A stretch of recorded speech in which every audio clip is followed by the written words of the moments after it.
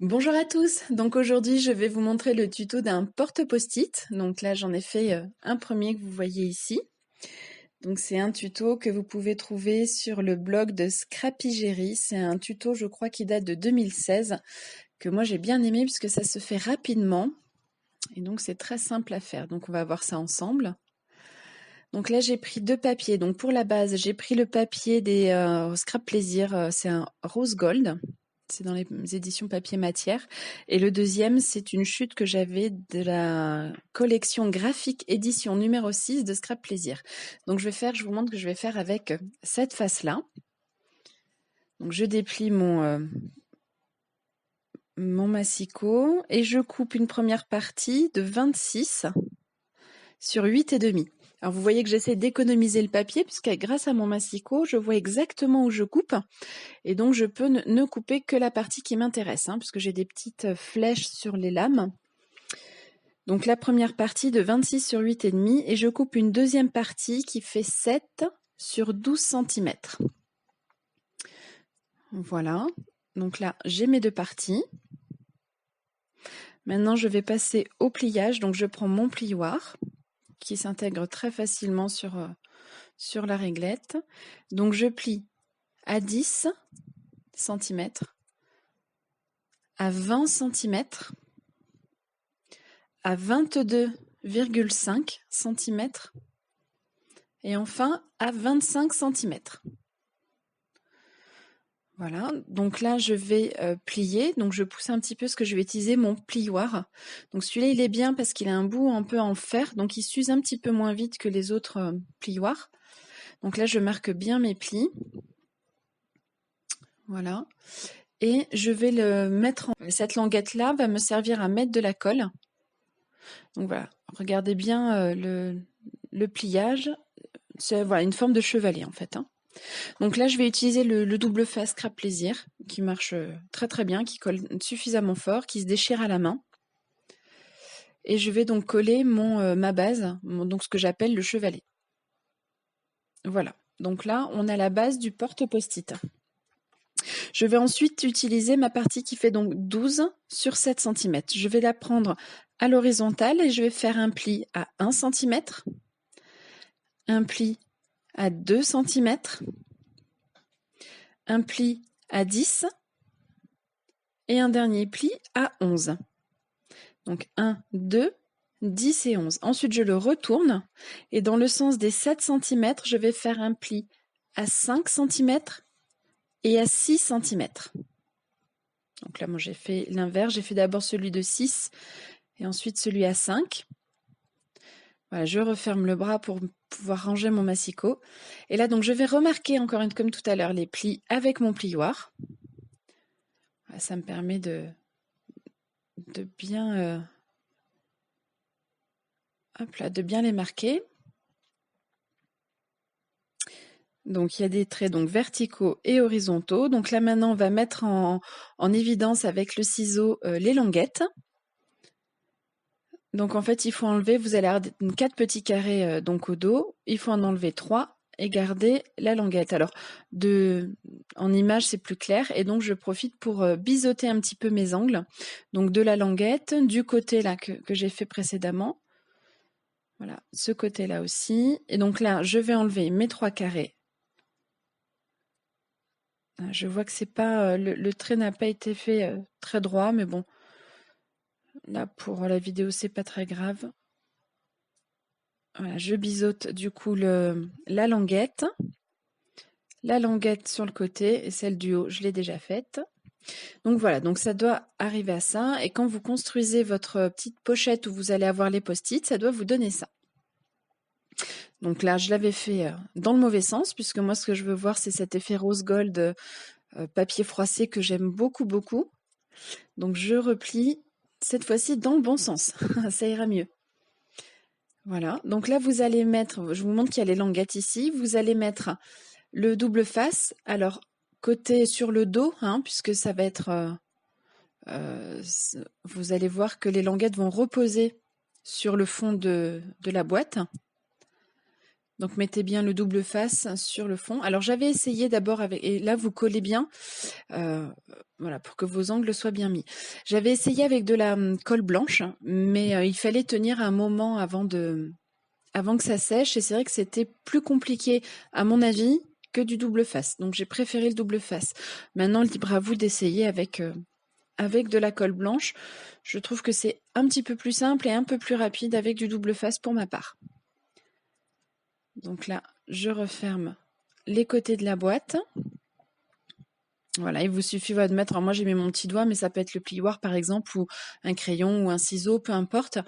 Et vous voyez que, voilà, où va se positionner notre petite boîte. Donc là, je vais mettre le papier graphique dont je vous parlais tout à l'heure. Donc là, vous allez découper, donc cette fois-ci, j'enlève le plioir. Vous allez découper pour la face avant un morceau de 8 sur 9,5. Donc 8 sur 9,5. Ce papier-là est vraiment joli parce que c'est vrai qu'il est neutre et en même temps, avec ce côté graphique que moi je trouve très moderne, il est assez passe-partout et il peut se mettre dans beaucoup de projets. Et le deuxième morceau est de 4,5 sur 7,5. Ce qui va recouvrir la boîte à post-it. Voilà, je vous montre là le petit...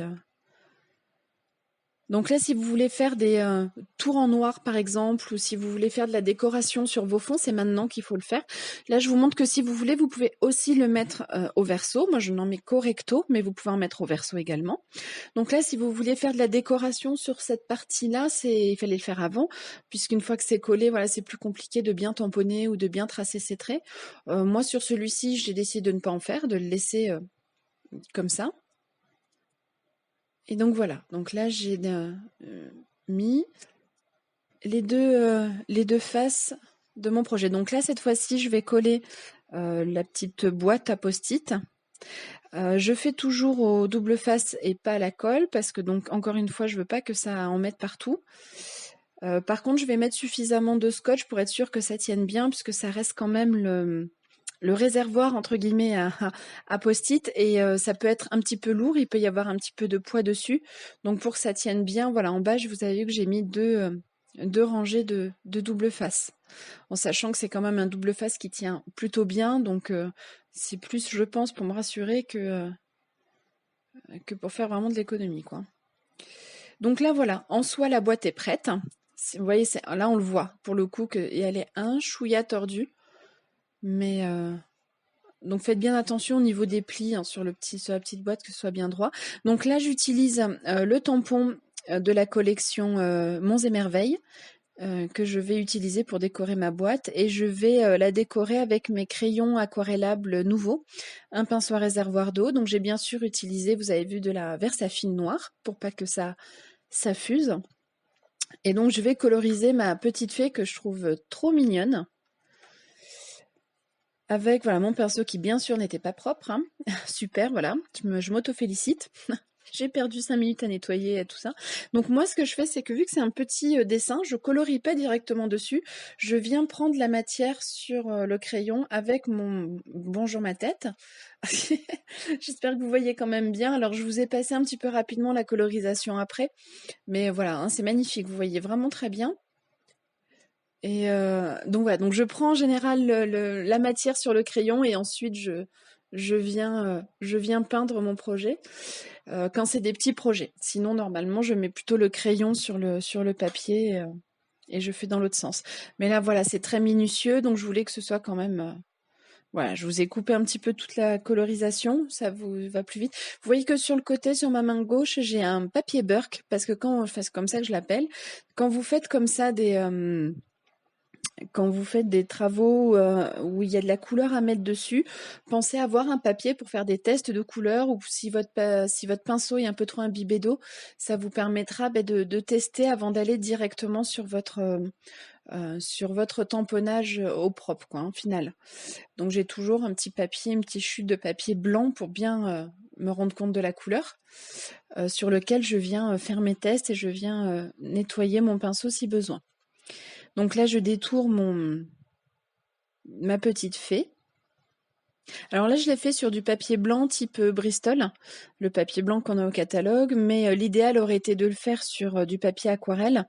Mais je trouvais que là, vu que j'ai pas fait énormément d'effets de couleur, ça suffisait. J'avais fait des tests avant et je trouvais que le rendu était quand même pas trop mal. Hein, c'est un papier assez épais, type, je crois, 210 grammes, et c'est pas mal. Donc voilà, je l'ai mis dans les teintes de la boîte. J'ai tamponné Rien que pour toi, donc qui est également un tampon de la collection Monts et Merveilles. Donc ça, je l'avais déjà découpé. Donc je découpe mon sentiment, donc toujours au double face. C'est vrai que je suis plutôt double face, j'utilise plutôt la colle blanche pour les albums, mais sur les cartes, plus du double face. Et donc là maintenant je vais mettre ma petite fée, mais pour que ce soit un petit peu plus dynamique, je vais, je suis en train de chercher là mes petits carrés 3D, voilà, pour que ça ce soit un petit peu plus dynamique. Donc j'en mets un petit peu partout. Bien sûr, il y en a qui me restent dans les doigts. Mais je m'en sors, c'est moi qui gagne. Hop. Et donc là, je regardais jusqu'où allait l'aile pour voir jusqu'où il fait que je mette des petits carrés. C'est vrai que ça, c'est pratique, ça vous permet de donner vraiment de la dimension à vos projets. Et ces carrés 3D sont vraiment, vraiment pratiques. Donc voilà, moi j'ai fini mon porte-post-it. J'espère que ça a été rapide pour vous, parce que c'est un tuto qui est très simple, que moi j'ai depuis un moment et qui est très sympa.